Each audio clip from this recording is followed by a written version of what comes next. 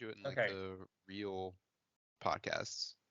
Like at some point, They just they click the just like button. they start recording Yeah. incredibly early, and then yeah, they Yeah. just like people They are just idly edit it talking. down.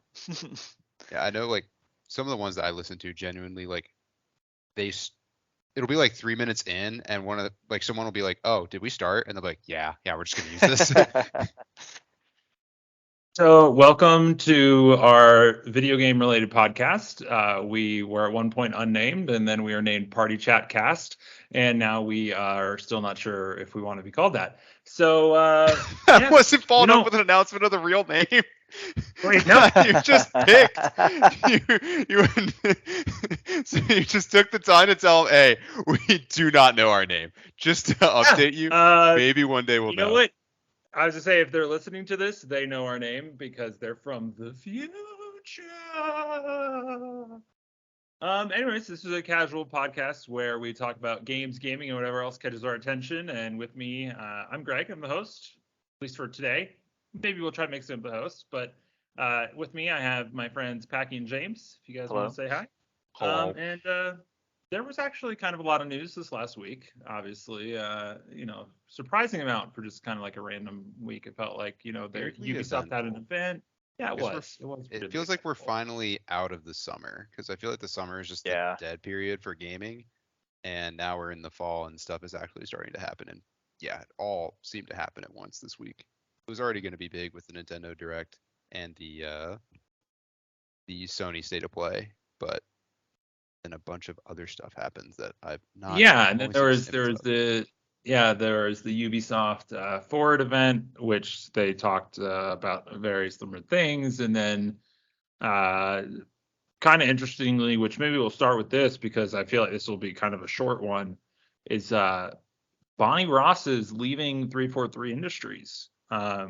Sadly, it's because of a family health event, and so I hope obviously like everything is going well. I don't have negative wishes towards anyone. But at the same time, I am kind of excited to see what the future brings. I feel like 343 was in need of a little bit of a shakeup. So, um, kind of a bad cause to start a shakeup, but who knows what this will bring. So I will that'll be. certify you said before this happened that you thought it would be a good thing if she left, but you thought there was no way that she could be like forced out or anything like that. So yeah, obviously you're sad when it's for a reason like this, but it does seem Well, like so it's the going to be for the best for interesting everybody.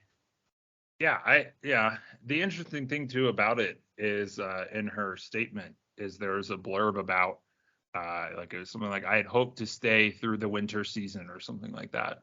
And obviously that's very nondescript. No one knows what that means. Maybe she was planning on leaving anyways, just because she's been there for like 15 years, I think. And she's like, I've I've done what I wanted to do. I want to, career change or maybe whatever cause is causing her to leave now was already going on and it just happened to get worse. So she was like, oh, I could put it off till winter. And it turns out, oh no, I can't.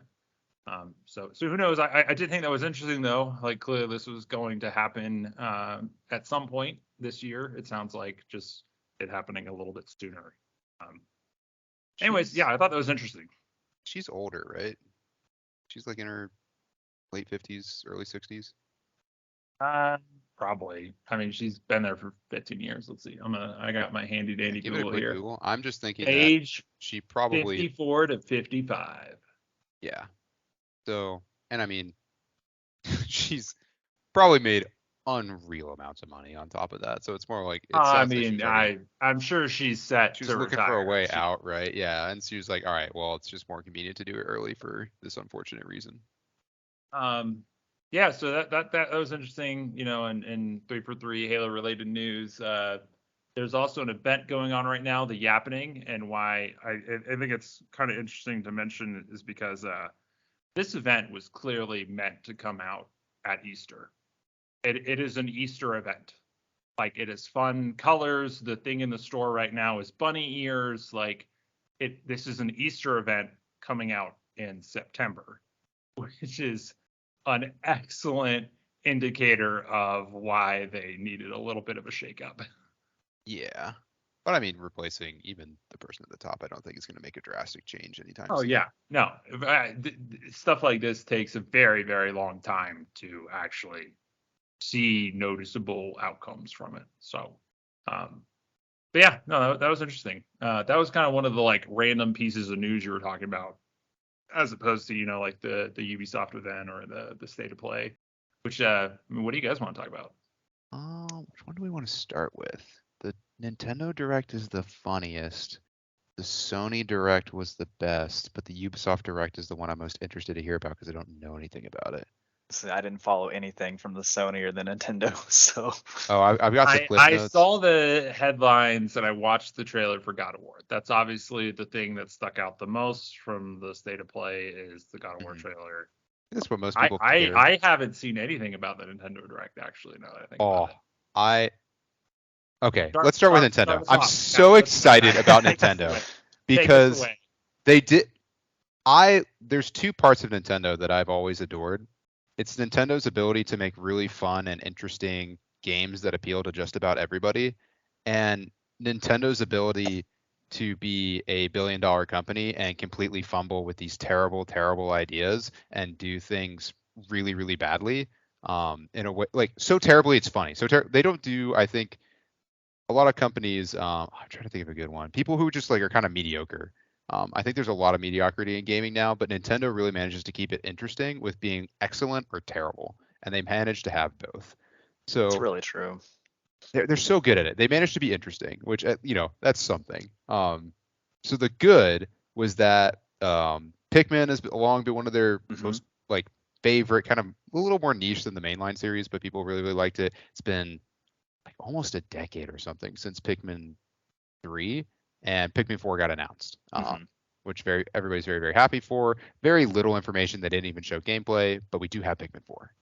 Do you not count Pikmin Bloom as a Pikmin game? I was not going to mention it. No. I fully saw it, and that was also most of what they showed in the Direct, by the way, was all about the mobile game. No shit. They showed Pikmin Bloom at the Direct? It was most of it. The Pikmin 4 news, which is all that people took away from it, was literally the very end of it. He says, oh, by the way, and then they do the title reveal of Pikmin 4, and then he says, and I've got a shirt. And that's it. That's all they showed for Pikmin 4. Everything else about like the 3-5 minutes they took for Pikmin was all about the mobile game, which I wasn't even going to say the name of. Which, for those who don't know, that is made by Niantic, who are the people who make Pokemon Go. And I haven't personally played it, but Niantic, like it. I was going to say Niantic tends to do a pretty good job at what they do. Like they've been doing it for a while now, and their games are normally pretty solid for like if that's what you're looking for. If you're looking for that like pseudo real world, I guess you could call it AR type experience. Yeah. Like they're the cream of the crop, right? So if you're interested in Pikmin and you like that type of game, like Pokemon Go or whatever, then like you should totally check out Pikmin Bloom. Those 17 people will be really happy with that game.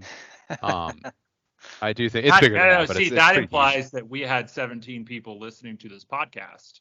So really, we had like 2, and then none of the 2 are interested in Pokemon Go and Pikmin Bloom.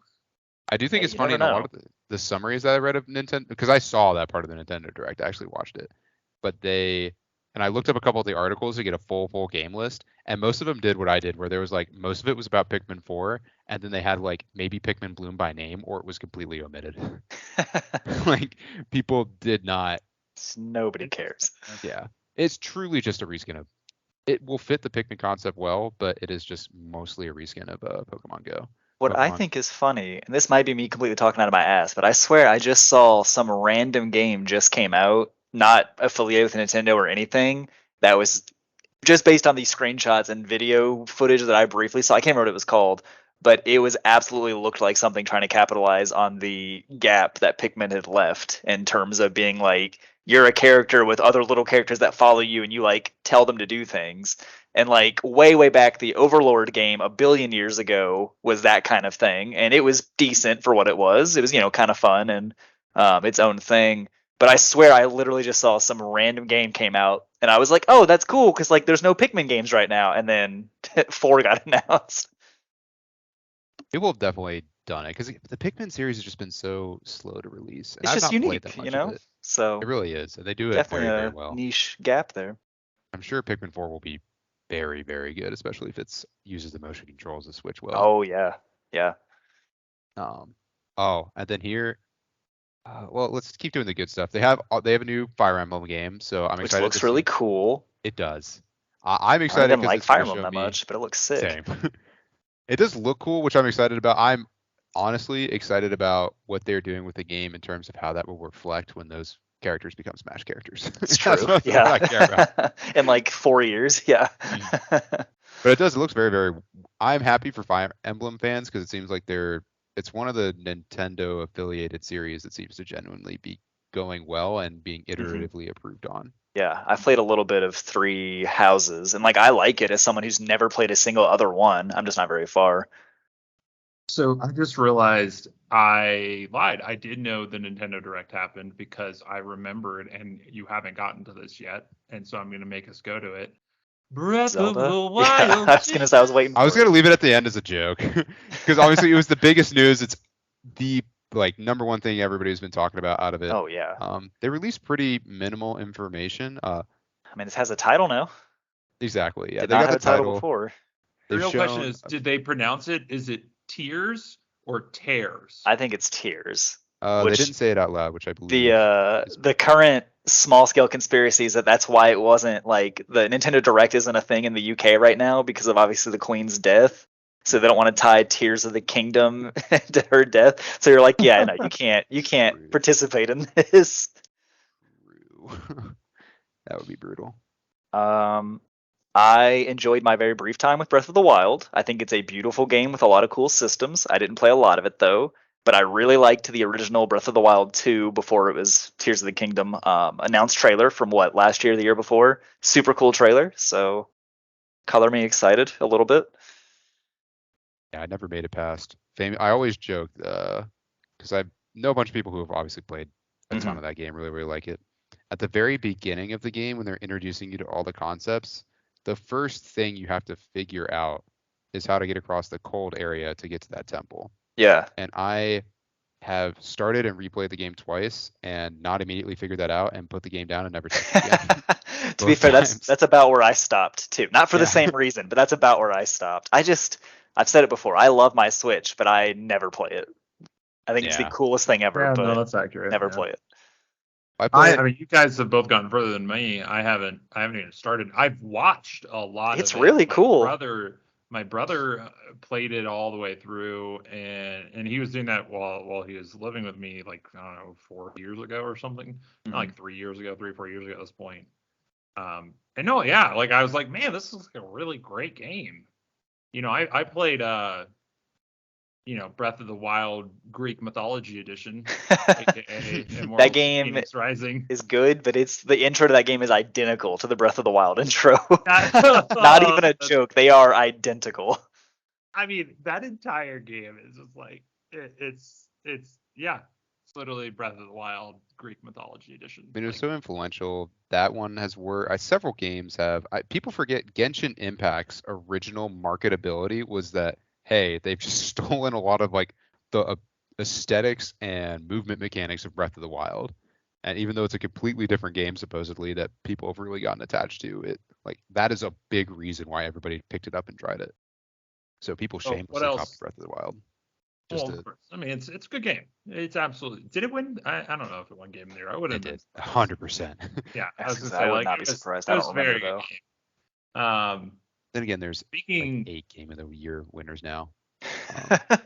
There's obviously a ton of different categories. Well, there's a single Game of the Year, and then there's like action Game of the Year, best live service game. The like different categories. But there is still a single like the penultimate whatever.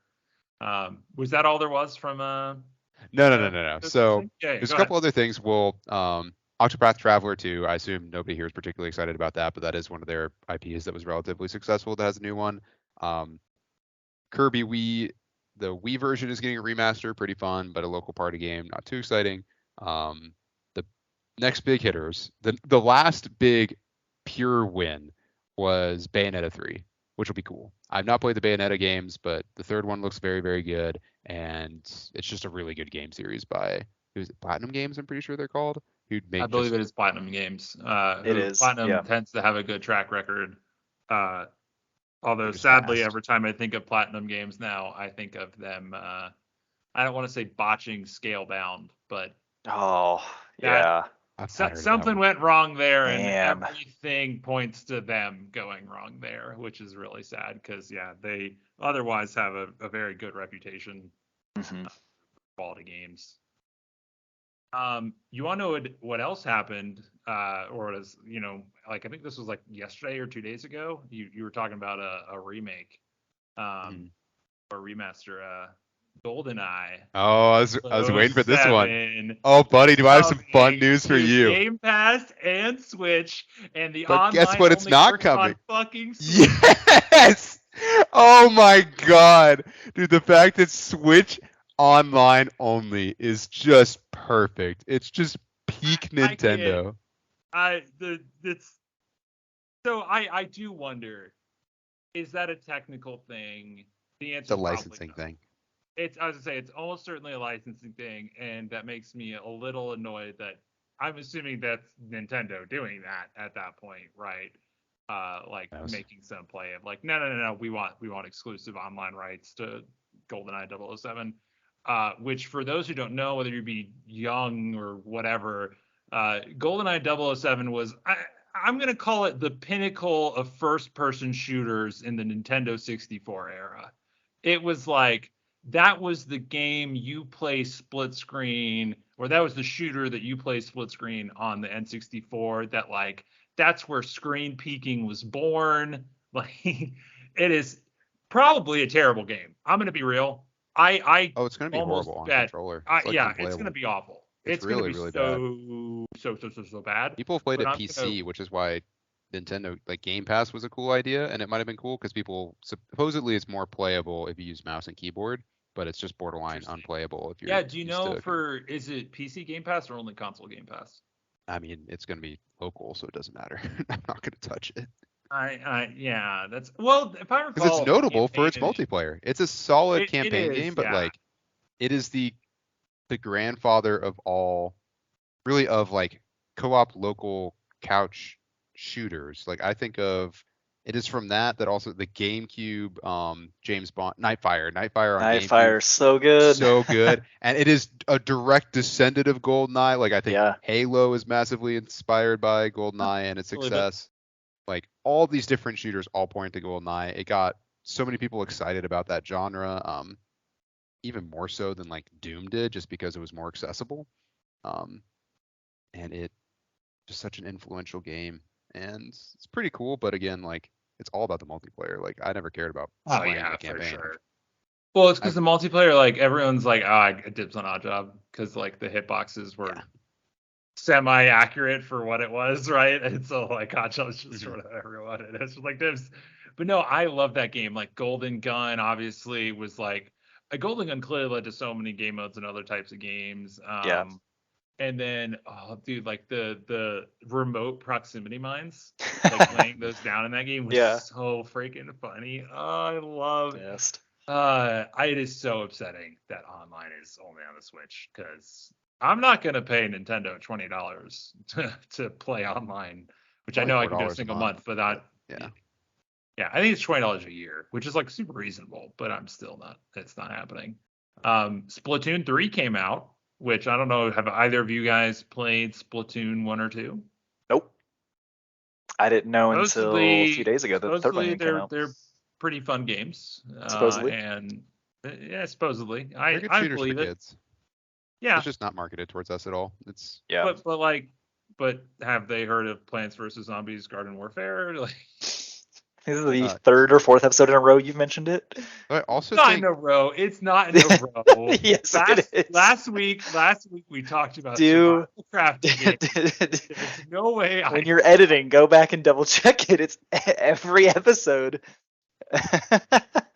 I really like Plants vs Zombies Garden I know Warfare. you do. So I know. it definitely came up in the first episode. It 100% It's come came up every single episode.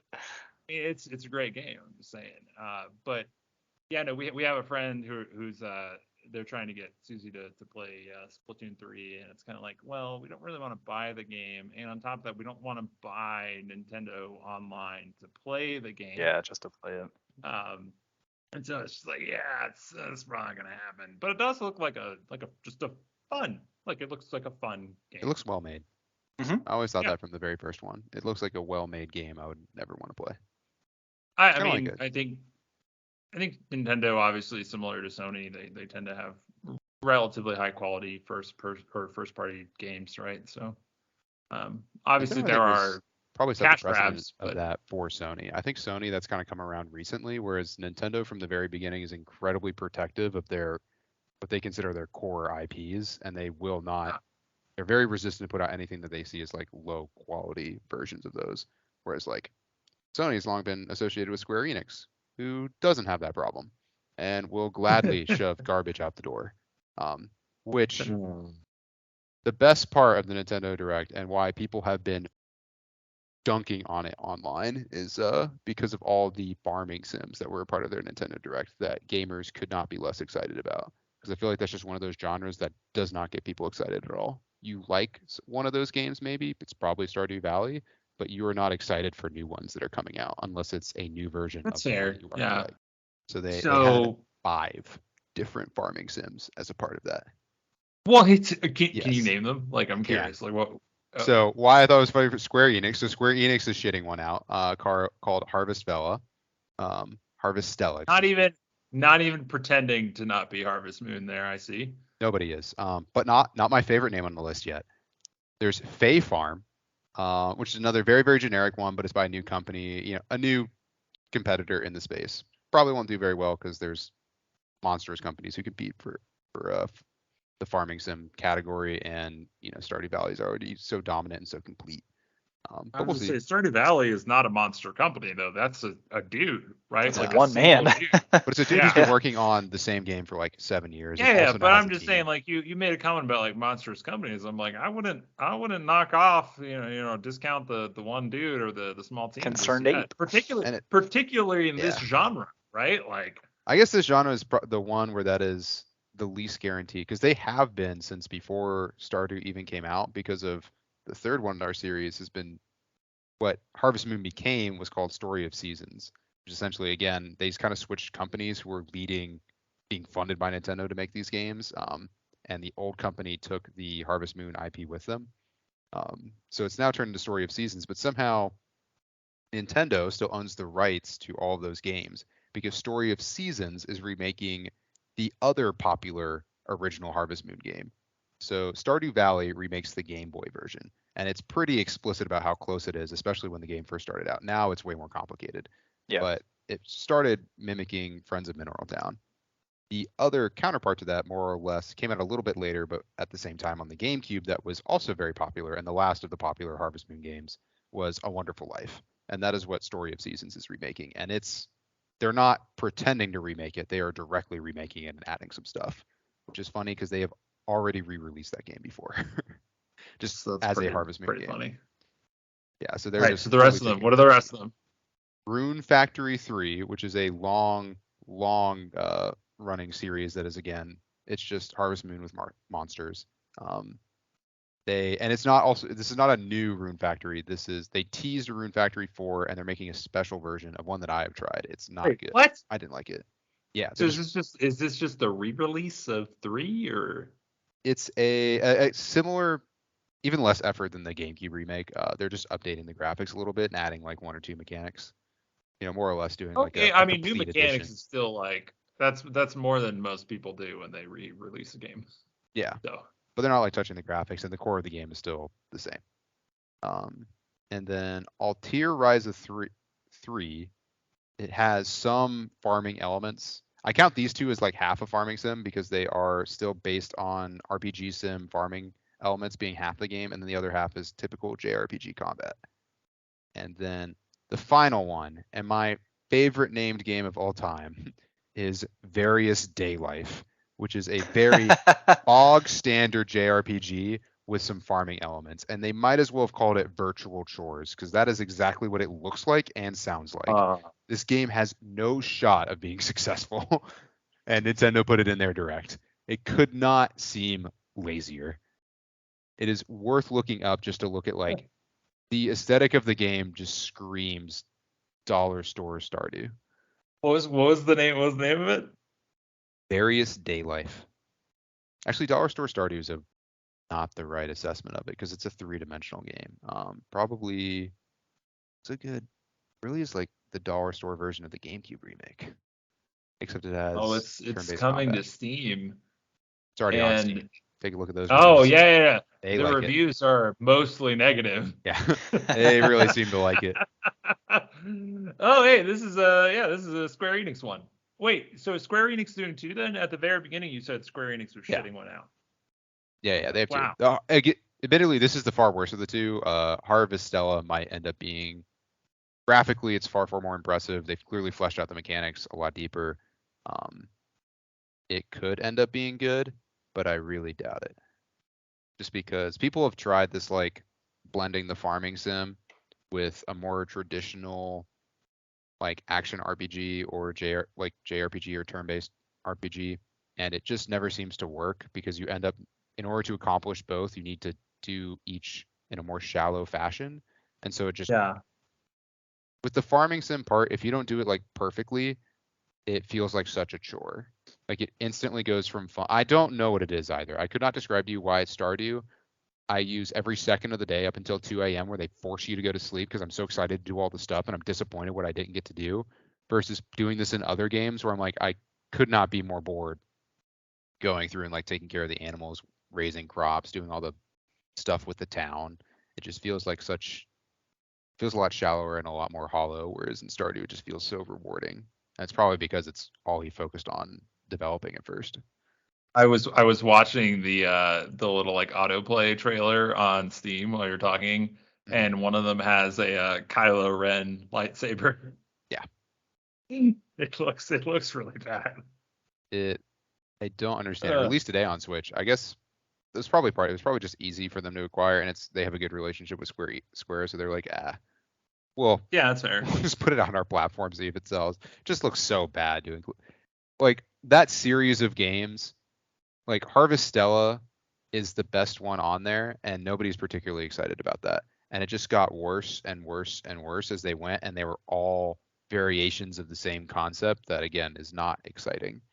So people, when you compare that to what Sony did, which we'll talk about in like, God of War, and I think they had a couple other really interesting things. It just was not exciting. Thank you for listening to us talk about the Nintendo Direct. I've decided to go ahead and split up this episode into 3 parts. We mainly talk about the Nintendo Direct, the Sony State of Play, and then the Ubisoft Forward event. And so I hope you listen to part 2, where we talk about the Sony State of Play.